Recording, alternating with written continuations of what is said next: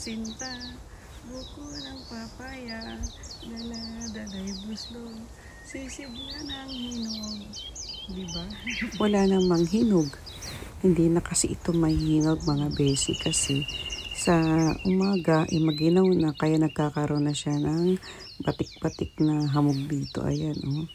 Pero okay lang, masaya naman, may paindak-indak pa, di ba?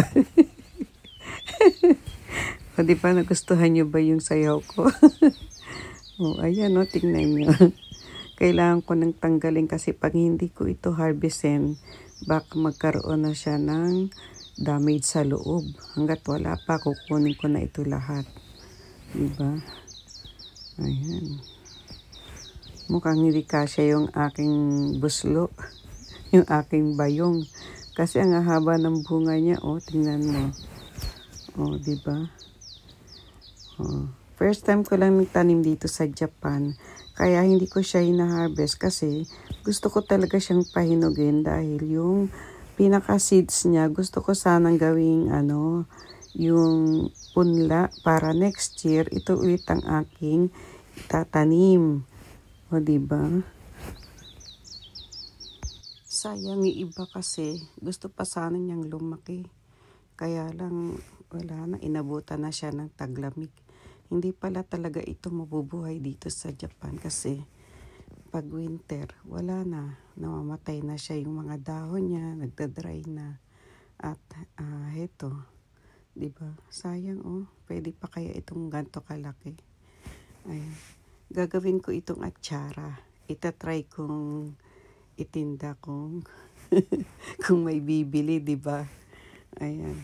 Yun lang naman, diba, ang masarap na gawin dito, atsara at saka ginataang papaya na may sardinas, o diba? Ayan, napudpud na. Wala nang bunga. Ayan. Finally, tingnan nyo guys, oh, ito lahat yung nakuha ko na bunga dito sa iisang puno. Ito, isang puno lang ito. Ayan. Magbubunga pa sana siya, oh. Ayan, oh. Diba? Magbubunga pa sana siya, oh. At saka, nagkakaroon pa siya ng panibagong bulaklak. At sumisibol pa sana, oh.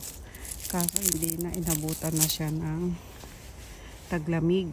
Mahina ito sa lamig. Kaya tingnan mo yung mga dahon niya, oh. Dry na, diba? Ayan. Nilutong na nga, oh. Ayan. Ay, ilan siya? 1, 2, 3, 4, 5, 6, 7, 8, 9, 10, 11, 12, 13, 14, 15, 16, 17, 18, 19, 20, 21, 22, 23, 24, 25, 26, 27, 28. Sa isang bunga, sa isang puno, 28. Ayan. So, this is my vlog for today. Thank you everyone. Thank you for watching. Please subscribe, like, and share. And click the button bells para lagi kayong update sa aking mga video. Lagi nating tandaan, kapag may tinanim, meron tayong aanihin at meron tayong kakainin. Bye!